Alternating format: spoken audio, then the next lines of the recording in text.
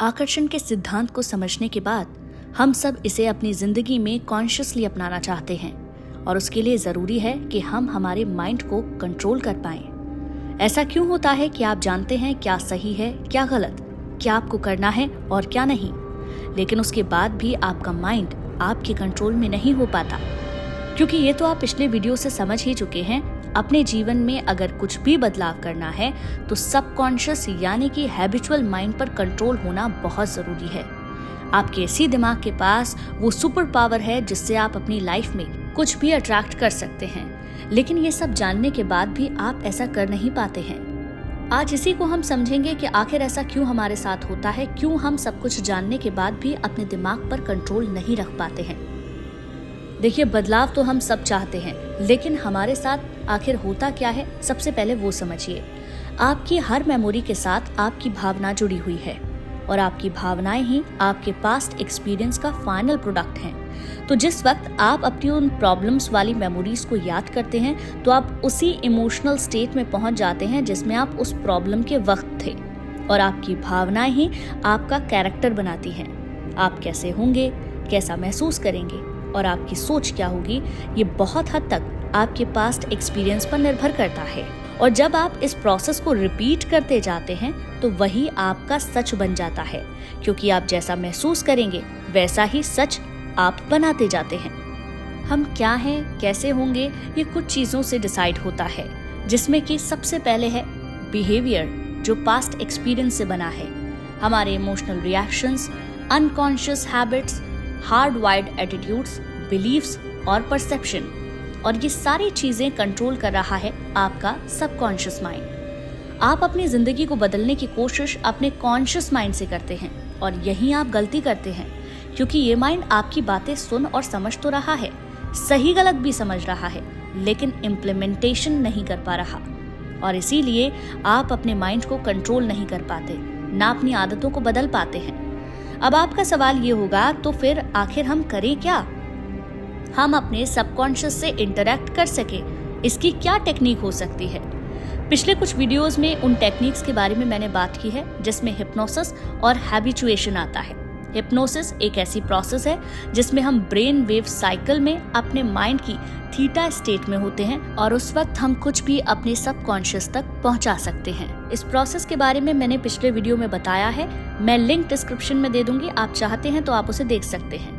Second है habituation, यानी कि प्रैक्टिस एंड रिपीट। जब आपका कॉन्शियस माइंड किसी चीज को बार बार वैलिडेट करता है और आपके सबकॉन्शियस को बताता है तो वो बात आपके अवचेतन तक चली जाती है और वो बात धीरे धीरे आपका सच बनने लग जाती है। और इसका तरीका है कि आप बार बार उस बात को प्रैक्टिस करें या रिपीट करें। तीसरा तरीका है मेडिटेशन। जो लोग स्पिरिचुअली कनेक्ट कर पाते हैं उनके लिए ये तरीका काम कर सकता है। मेडिटेशन की प्रोसेस में आप अपने फोकस को एक जगह शिफ्ट करते हैं और धीरे धीरे इसको प्रैक्टिस में लाना शुरू करते हैं। जब ये आपकी प्रैक्टिस में आ जाता है तो आप अपने उन विचारों पर भी कंट्रोल पा लेते हैं जिन्हें आप नहीं चाहते। एक तरह से आप अपने माइंड में सिलेक्ट और रिजेक्ट करना सीख जाते हैं और फिर आपके लिए बहुत आसान हो जाता है किसी भी बात को अवचेतन मन तक पहुंचाना।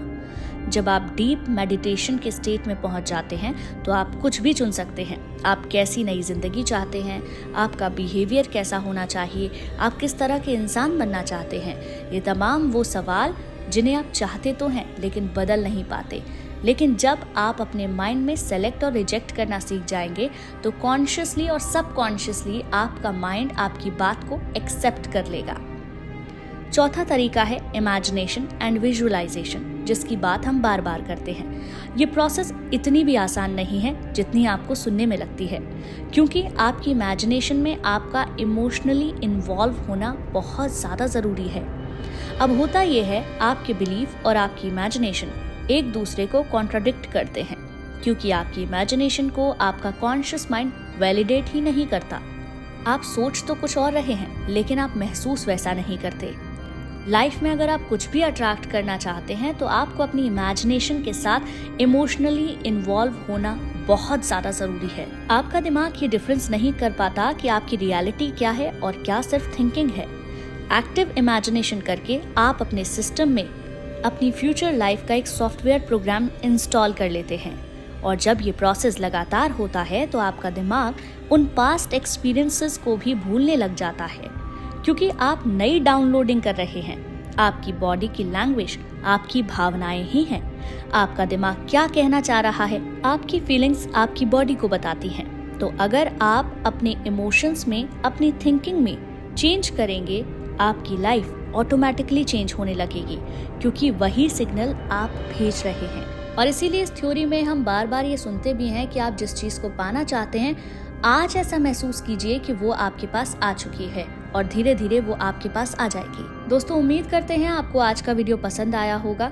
अगर आपको वीडियो पसंद आया हो तो चैनल को सब्सक्राइब कर दें, साथ ही बेल आइकन को भी प्रेस कर दें, जिससे इस तरीके के वीडियो आपको सबसे पहले मिल सके।